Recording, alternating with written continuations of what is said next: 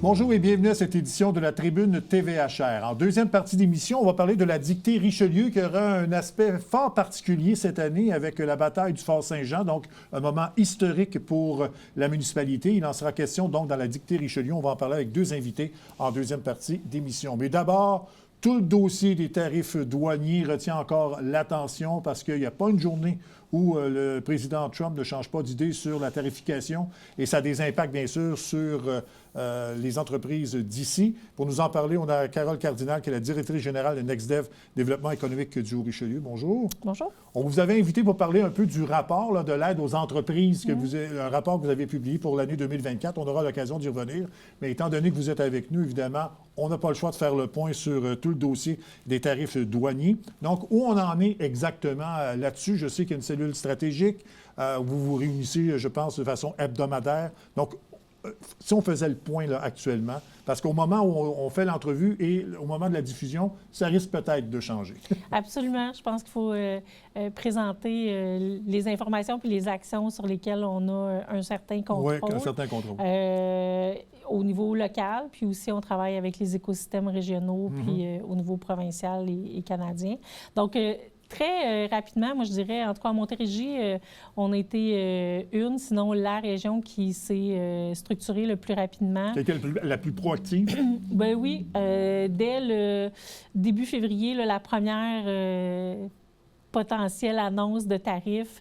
Les partenaires, donc NextDev a réuni tous les bureaux de députés, donc les 5 bureaux, autant du point de vue fédéral que du côté québécois.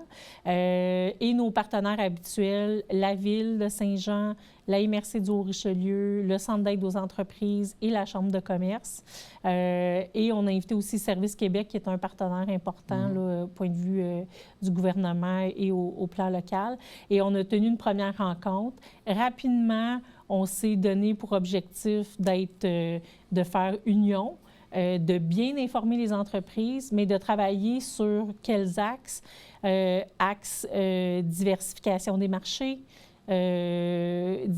modification des chaînes d'approvisionnement, aussi promotion de l'achat local, d'un point de vue citoyen, mais d'un point de vue aussi d'entreprise à entreprise, mais surtout d'offrir une information qui est la plus simplifiée possible dans un univers où ça va extrêmement rapidement, puis pour que les entreprises puissent focusser sur ce qu'elles font de mieux, c'est-à-dire produire ce qu'elles produisent, et qu'on puisse les soutenir puis leur amener les différentes mesures, programmes qui sont proposés par les gouvernements. Ouais. Je sais que vous avez fait un sondage auprès des entreprises. Oui. Qu'est-ce qui en est sorti de ces sondages-là et comment les entreprises ont été réceptives face aux mesures là, que vous allez prendre? Je vous dirais, moi, c'est une de mes grandes fiertés. Là. Quand je suis arrivée chez NextDev il y a un peu moins de 3 ans, on a reconstruit très fort le lien entre les conseillers chez nous et les industriels. Et on leur a parlé de différents projets et tout ça. Donc, quand on a lancé une enquête, c'était pas juste de mettre un lien sur le site Web. On a vraiment contacté l'ensemble des entreprises, puis elles étaient en confiance de nous transférer leurs craintes, leurs inquiétudes, leurs plans de match. Ça, c'est hyper précieux. L'organisme de développement local, s'il ne fait pas ça, il ne réussit pas son travail. Fait qu'à un moment de crise, comme celui qu'on vit présentement, ils se sont confiés et on a justement pu faire ressortir des résultats. Les résultats sont la priorité numéro 1, c'est la diversification, c'est les chaînes d'approvisionnement. Donc, comment je peux aller trouver un partenaire d'affaires près de moi? Et près de moi, des fois, c'est dans la même ville, la même région. Pour compenser les pertes que ça peut occasionner au niveau américain, hein, c'est ça? Exactement. Et ça, en connaissant les entreprises de la région, on fait beaucoup de maillage entre chacune des entreprises pour qu'elles se réfèrent les unes les autres des contrats. Et ça, c'est la priorité numéro 1. Donc, première action stratégique pour les entreprises, donc ça devient notre première priorité chez nous. Et aussi diversification des marchés. Alors là, on propulse les programmes, on fait aussi des représentations auprès du gouvernement pour qu'il y ait un maximum de mesures là-dessus. Ce qu'on apprend, c'est que les entreprises ont peut-être quand ça va bien, on ne travaille pas des nouveaux marchés. Ouais. Alors, certains nous ont confié, « Oh, bien écoute, ça me remet sur la planche à dessin que je dois diversifier mes marchés. » D'autres aussi disent, on a des partenaires d'affaires aux États-Unis, il faut conserver le lien, je vais prendre une certaine part de la perte pour maintenir les liens parce que je suis confiant que ça va revenir. Un élément qui revient quand même et qui est important, qu'on avait ressenti en 2024, c'est qu'il y a quand même une incertitude qui a commencé là, au deuxième tiers de 2024 et qui, là, est très réelle. Cette incertitude-là, c'est jamais bon pour des investissements. Et quand vous parlez d'incertitude, c'est nouveau économique? Oui, des incertitudes économiques, de quoi demain va être fait, c'est difficile de planifier. Donc, on le sait qu'en productivité, le Québec est dans le Richelieu, il faut travailler la productivité, l'achat d'équipements, des investissements, une réflexion plus profonde. Donc, ça, c'est pas un bon signe. Alors, il y a des mesures qui vont venir, là, qu'on est en train d'attacher les derniers maillons, justement pour les entreprises qui ont un intérêt puis une volonté de travailler à améliorer leur productivité. Même au plan local, on va travailler avec elles pour les soutenir financièrement. Bon, c'est ça. Vous parlez donc d'aide financière. Le gouvernement a mis sur pied là, le programme Frontières là, pour aider les entreprises. Donc, vous allez sans doute aider les entreprises d'ici à travailler à l'intérieur du programme pour savoir l'aide qu'ils peuvent avoir besoin, c'est ça? Oui. Avec les partenaires de la cellule, il y a deux choses. La première, c'est qu'on a convenu pour que ce soit le plus simple possible pour les entreprises d'avoir un point d'entrée. Et de façon commune, on s'est dit, on va faire atterrir chez NextDev les demandes, les questions qui arrivent. Alors, on a mis en place une page web qui recense les différentes mesures, celles qui existaient déjà, celles comme Frontières qui sont plus nouvelles, des mesures de temps partagé, et autant du point de vue fédéral que provincial, des séances d'information. Donc, sur une même page, c'est là. Et s'il y a un numéro à contacter, bien sûr, si vous connaissez, vous êtes près de quelqu'un dans une autre organisation, vous l'appelez. Mais sinon, vous allez sur le site de NextDev, vous allez voir la page, vous appelez à nos bureaux et on va vous envoyer un courriel à l'adresse générale, puis on va s'assurer que le meilleur partenaire vous accompagne. Le meilleur partenaire, parfois, il est local, mais NextDev, l'année passée, puis je rentre un peu dans les résultats de 2024, 50% des projets qu'on a accompagnés étaient faits avec au moins un partenaire. Et souvent, ce partenaire-là, c'est Investissement Québec, c'est la BDC. Donc, on va s'assurer que l'éventail des programmes soit disponible, puis qu'ils comprennent bien, puis qu'ils soient répondus avec ces partenaires. Bon. Vous avez effleuré le sujet, donc 2024, vous avez publié un rapport là, concernant tout le soutien aux entreprises et vous mentionnez que les objectifs ont été dépassés pour 2024. Donc, peut-être nous résumer un peu la situation et expliquer un peu le succès là, de cette aide aux entreprises. Oui, bien, je reviens encore avec la proactivité, la proximité de l'équipe. Je trouve que ça image bien. Un des premiers gestes, j'ai dit, les gars, parce que c'est des gars, les gars en entreprise, allez chercher des bottes de travail parce que moi, je veux que vous soyez les deux pieds sur les planchers, que vous alliez visiter. Et bien, 2023, ça a été une année forte. 2024 aussi. Donc, il y a eu 200 projets qui ont été accompagnés. Les valeurs de ces projets-là étaient de 200 millions. Ça ne veut pas dire qu'ils sont réalisés. Non, tout à fait. Et c'est les entreprises du Haut-Richelieu. Il y a des projets qui étaient de prospection et tout ça qui s'ajoutent à ça. Mais vraiment, les entreprises du Haut-Richelieu, presque 200 projets, 200 millions de valeurs d'investissement qui ont été accompagnés, 50 % avec des partenaires. On a fait aussi des tables express. On a fait 16 projets accompagnés en mettant alentour de la table, justement, tous les partenaires auxquels on va référer les entreprises à ce moment ici où est-ce que le contexte économique n'est pas facile. Donc, 16 réseaux express où est-ce qu'il y avait parfois le MAPAC, ministère de l'Agriculture, des fois souvent Investissement Québec, la Banque de développement, Développement économique Canada, le CAE, la Ville, parfois la Chambre... Tous les mécanismes qui ont été impliqués de près ou de loin dans un projet. Là. Exactement. Donc, c'était une très bonne année. Où est-ce que, comme indicateur aussi, donc, qui ont dépassé ce qu'on s'était donné, et où les entreprises ont appelé. Alors, ça, c'est notre fierté 2024. Okay. C'est pas juste, on va vers les entreprises pour leur dire « NextDev est là pour vous ». Ils ont regagné le réflexe de nous interpeller avec leurs projets. Quand vous parlez de projets, donc il y a des projets existants qui souhaitent moderniser, agrandir et de nouveaux projets. Donc, ça regroupe nécessairement tous les projets, pas nécessairement des nouveaux projets, là, des investisseurs qui veulent s'investir ici. Là, ça comprend tout projet d'investissement, dans le fond.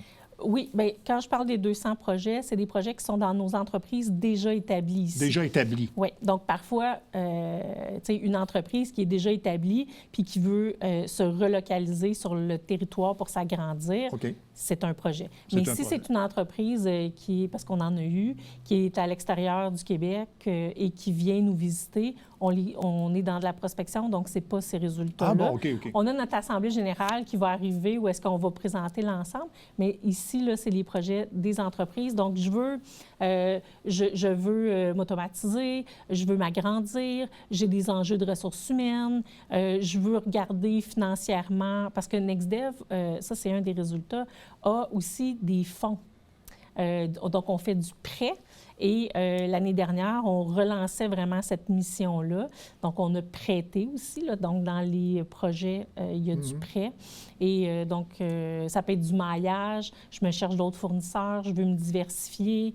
Voilà. Donc, c'est à peu près le type de projet qui est accompagné. Donc, est-ce que je dois comprendre là-dedans que c'est quand même un signe du dynamisme des entrepreneurs d'ici? Parce que 200 projets, c'est quand même pas rien. Donc, s'il y a 200 entreprises qui souhaitent s'agrandir, se moderniser, ça veut dire qu'il y a un dynamisme existant dans le Haut-Richelieu. Oui, absolument. Donc, malgré une incertitude en 2024, malgré certaines analyses plus approfondies sur l'investissement, elles sont dynamiques, elles sont présentes. Les gens d'affaires du territoire, autant les filiales étrangères que celles qui sont nées ici, ont un niveau de dynamisme. Le terreau industriel de Saint-Jean et du Haut-Richelieu, parce qu'on en accompagne à l'extérieur, est vraiment très, très fort. On va prendre une minute pour parler d'un autre projet, c'est le Centre de recherche et d'innovation dans lequel vous êtes impliqué.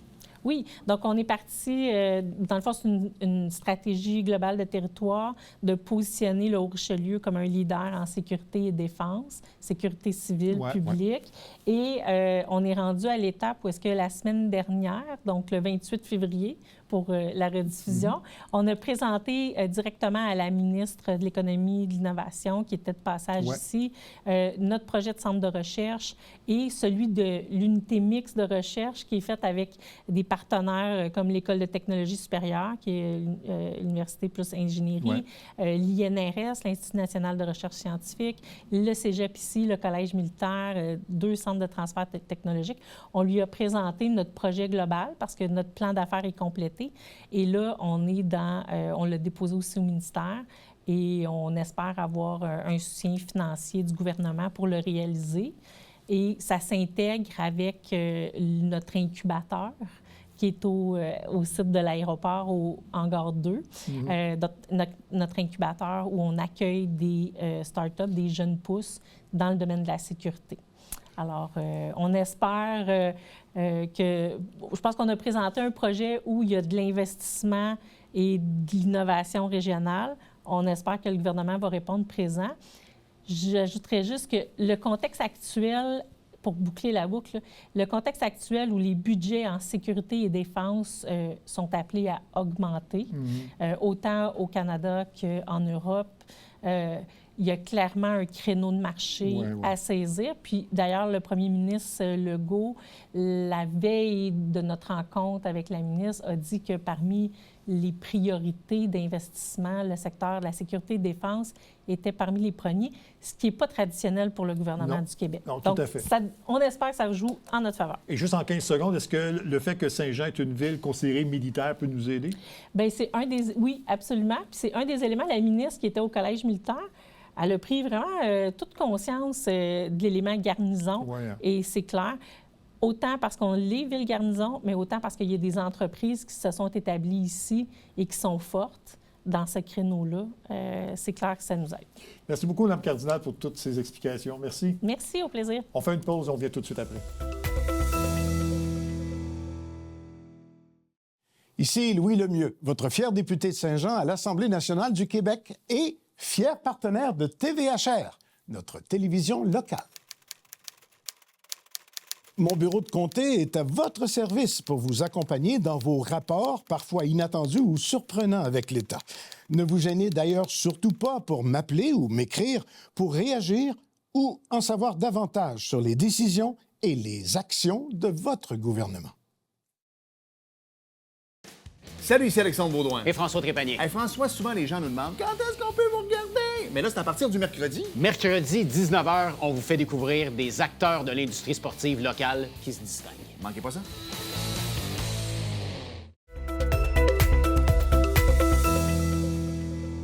C'est une tradition maintenant, c'est la dictée Richelieu qui se tiendra au mois de mars, donc dans quelques jours à peine.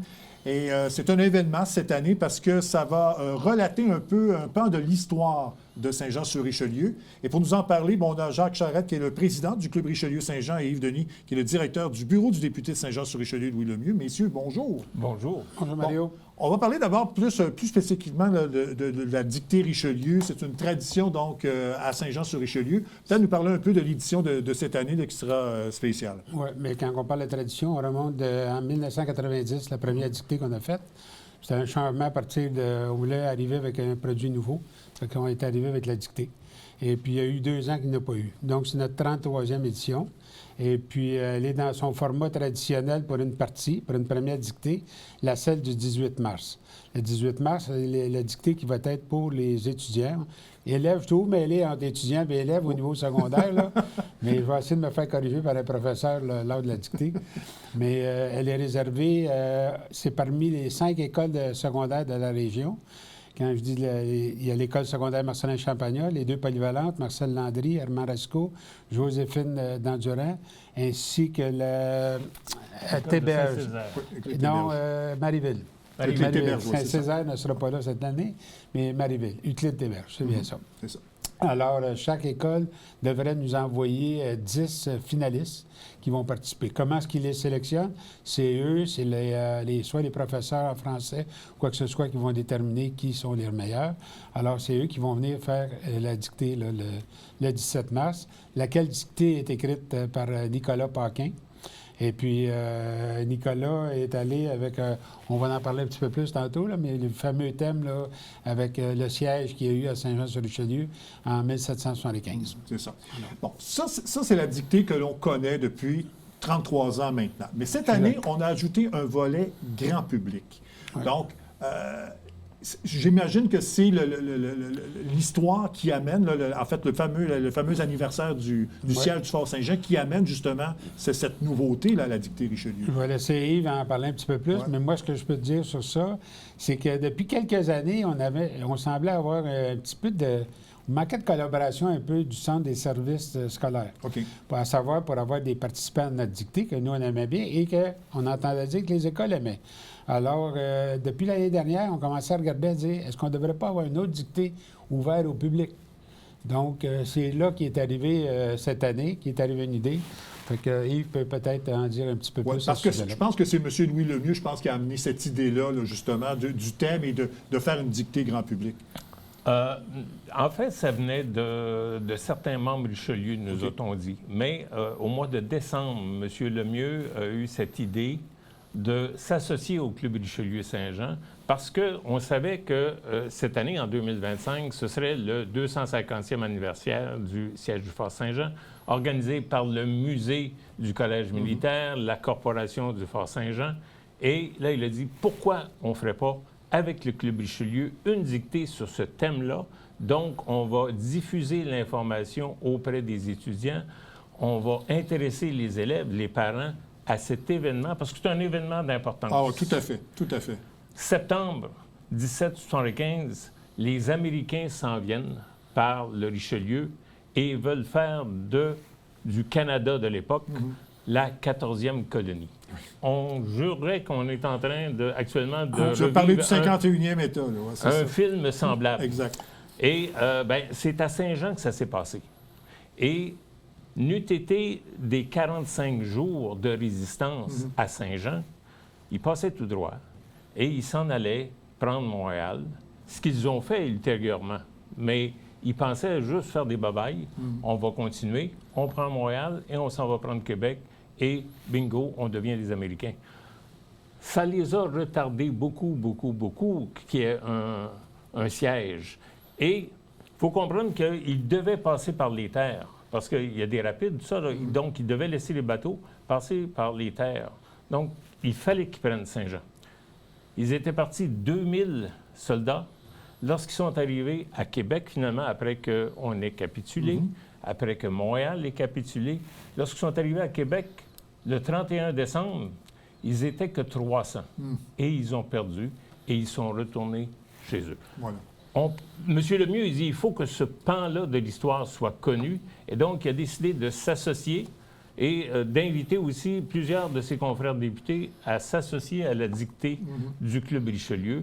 Donc, il est très fier de l'événement. Il est très fier de voir comment ça se passe. Il a 2 dictées. Une pour le grand public qui va se dérouler lundi le 17 à la salle, La bibliothèque de Saint-Luc. l'espace culturel de la bibliothèque de De Saint-Luc. toute façon, on voit les informations à l'écran, là, c'est ça. Et pour ça, il faut s'inscrire parce que les places sont limitées. Donc, c'est dictée-richelieu.ca. Vous allez vous inscrire, vous allez avoir votre place et il y a des prix de participation et des tirages qui vont se faire pour le grand public. Pour le grand public, ce n'est pas un concours. Non. Il n'y a pas de prix remis comme ce l'est pour les étudiants. Donc, c'est une occasion d'avoir du plaisir pour tous ceux qui aiment la langue française et on n'a pas besoin d'être spécialiste. Et on va en apprendre sur l'histoire. Et les corrections, c'est chacun va corriger sa copie. Bon. Donc, si j'ai 25 fautes, il n'y a que moi qui va le savoir. Puis on est là, de toute façon, pour avoir du plaisir et s'améliorer. Mais ce sera une bonne occasion, de toute façon, pour les gens de la région et pour peut-être ceux qui viennent d'arriver dans la région là, depuis quelques années, de connaître ce pan d'histoire-là, là, parce que c'est vraiment important, pas juste pour Saint-Jean, mais pour même l'Amérique du Nord au complet, là, ce pan d'histoire-là. Là. Exact. Et puis, celui qui écrit la dictée, on n'a pas nommé encore, M. Réal Fortin, Ouais. qui est quand même l'historien de la ville de Saint-Jean-sur-Richelieu, qui connaît toute son histoire comme il faut. Donc, c'est lui qui va composer le volet, la dictée pour le grand public. C'est lui qui écrit. Et c'est Nicolas Paquin, je pense, qui va écrire la partie pour les étudiants. Pour les C'est ça. étudiants. 18. Et Exactement. lundi, le 17, M. Fortin va être présent. Et il va aussi après la correction, il va nous entretenir sur ce qu'a été ce siège. Et les gens vont pouvoir lui poser des questions, vont pouvoir discuter avec lui. Et je pense que c'est la partie grand public qui va être diffusée sur le site Web. Le c'est ça? 18. Ouais, hein? Non, Non, c'est celle ça- du 18. C'est celle du 18? Donc, 18. donc la partie étudiant, le Oui. concours en tant que tel. ouais, c'est ça. Donc, pour le grand public, 2 occasions de faire les dictées. En présentiel, le 17, à la bibliothèque. Ou à la maison. Ou à la maison, le 18. Bon. Et là, on se croise les doigts. On espère que cette diffusion web va bien fonctionner. Vous savez ce que c'est, la technologie. C'est la première fois que le Club Richelieu l'essaie, là. Ouais. On espère que ça va être un succès pour que ça puisse être fait dans l'avenir, j'imagine. Possiblement. Il a fait de le faire au Vieux-Saint-Jean, au Vieux-Metz. Oui, oui. C'est assez spécial, c'est unique. C'est le lieu, c'est C'est le lieu, c'est l'endroit là que ça s'est passé. pour cette année à le faire, mais l'endroit n'est pas si grand que ça. Donc, on est vraiment limité seulement que c'est la partie scolaire là, qui va être là. On ne peut pas prendre d'invités ou quoi que ce soit, Non, non. mis à part qu'il y aura quelques invités spéciaux. Bon. C'est ça. Je sais que la période d'inscription est lancée. Est-ce qu'on sent Déjà, une bonne réponse du public pour la dictée? À l'heure actuelle, on parle là, qu'il y a déjà au-delà de 25 personnes là, qui sont inscrites. Puis on ne veut pas aller plus que 30-35 Ah bon? personnes. Bon. Donc, il ne reste plus beaucoup de place pour ce qui est de la dictée grand public. Malheureusement, on est limité. On ne le savait pas. C'est une première. On verra dans le futur s'il y a toujours une demande pour ça. Bien, à ce moment-là, on trouvera d'autres locaux. On regardera pour avoir un endroit plus grand ou quoi que ce soit. Ouais. Et pour comme première fois, bien, on voulait se limiter quand même à ça. Il va y avoir un petit goûter aussi qui va être donné. Fait que, encore là, on a des dépenses à ça. Mais à date, on est très, très heureux parce qu'on a beaucoup de partenaires qui ont embarqué avec nous.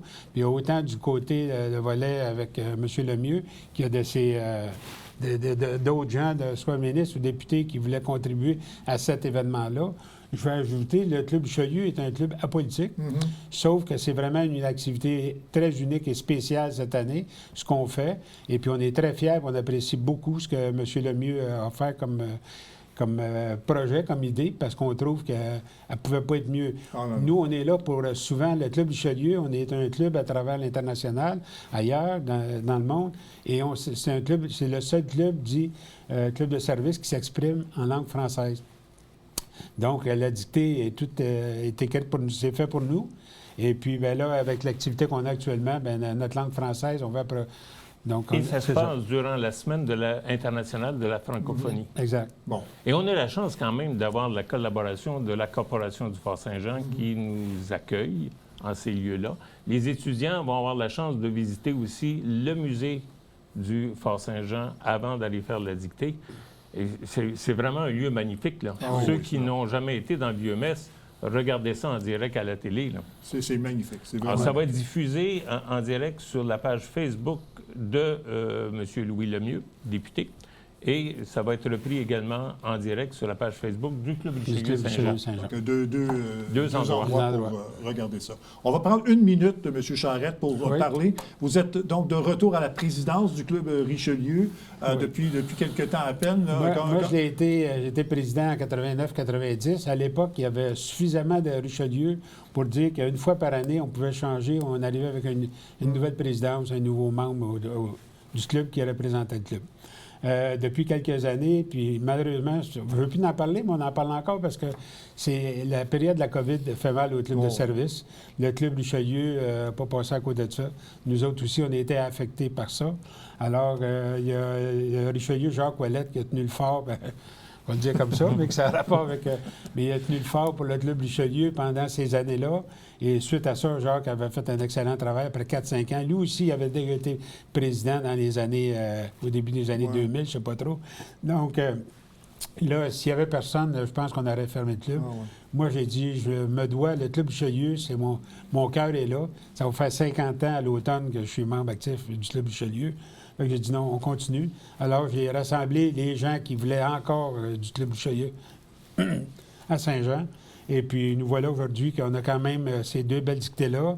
Et on va avoir au début de l'été notre activité traditionnelle aussi, la fête de la pêche qui va avoir lieu, je m'excuse la date, là, mais c'est le premier dimanche de juin. Là, c'est ça. On aura premier l'occasion dimanche, d'y revenir. on pourra toujours en reparler. Messieurs, merci beaucoup. Bonne chance à la dictée Richelieu, donc la semaine prochaine, 17 et 18 mars prochain. Merci à vous de nous Merci avoir à accueillis. vous de donner la Merci, au visibilité. revoir. Voilà, c'est tout pour l'édition d'aujourd'hui. J'espère que ça vous a plu. Au revoir, mesdames, messieurs.